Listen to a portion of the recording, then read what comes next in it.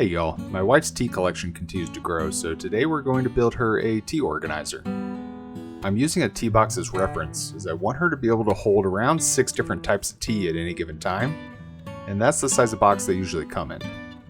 Once we determine the length to hold 2 boxes, I need to cut the pieces to make the base. We're going to build this entire project out of some pine 1x3, so I need to rip 2 pieces in half to give me 4 boards to glue together for the bottom. After marking all sides of the board, I slowly work my way through it, cutting against 2 lines at any time, and I flip the board over as I go to keep the cut moving down evenly through the board. Once I have 4 rough boards, I jointed the edges to help get a nice glue up. I'm not worried about flattening them yet, as I'll have to do that after they're glued up anyways.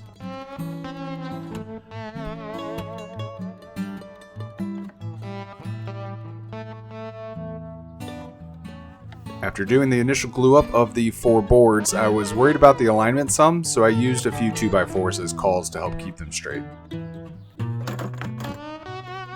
After dried, they ended up pretty good, but I spent some time with my plane to remove the excess glue and get them roughly 90% flat, mainly something that doesn't rock back and forth when I set it down.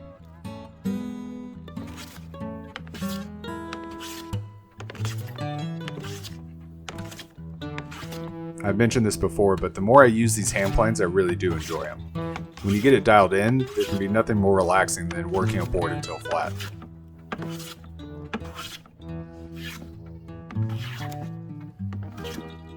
After the bottom was flat, I started to work on the side pieces. You can see with this one, I ended up a little off and lower on one side. So after a few passes to correct it, the other side of the board was back to flat.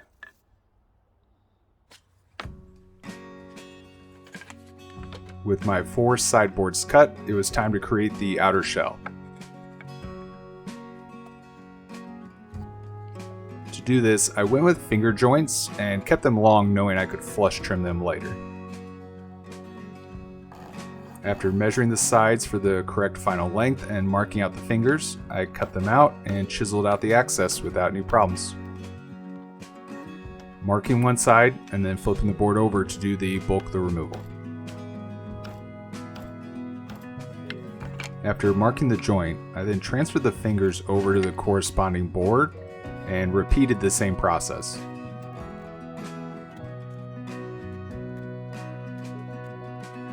This time cutting out the side waist pieces and then chiseling out the inside piece. After a quick test fit, it was time for glue up. I think the time is approaching that I need to go ahead and buy a few more clamps, as for this glue up, you can see I had to get a little creative on how to keep all the corners of the box pressured while gluing.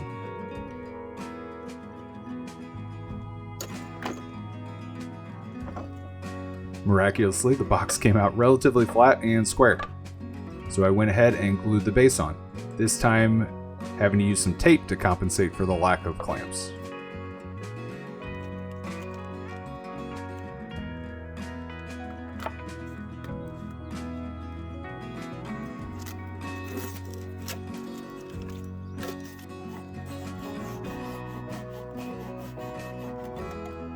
Once dried, I flush cut the fingers to make sure they were flat, and used my plane on the sides to get a nice smooth transition between the sides and the base.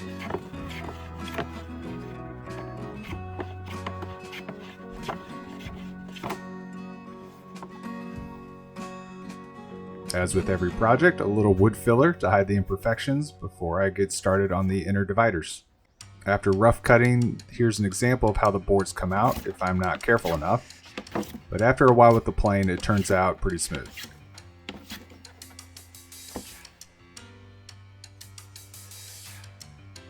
I marked the length and got it down to size with the shooting board, creating a perfect 90-degree edge. It was still a little too tight for the box, so a few more passes with the plane and it was good to go.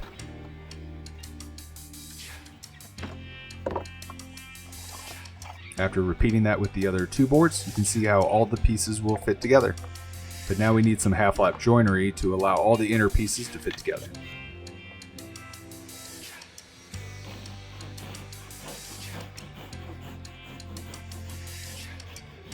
I cut the joints, pinching out the waste, and then spent quite a bit of time with the fit slowly chiseling away the excess until the joint was nice and tight.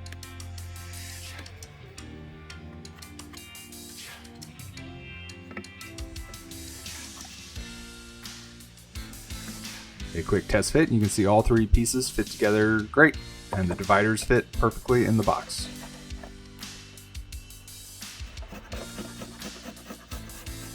After a final fit session with the planes and sandpaper, I pre-stained all the pieces, as I'm going to try and stain this pine in kind of a dark walnut oak look to match our cabinets.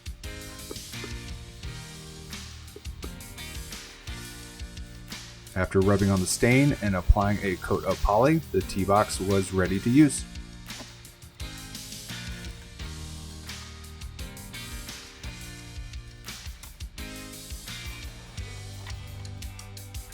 That wraps up this project. If you enjoyed it, be sure to like, comment, and subscribe, and I will see you on the next project. Thanks!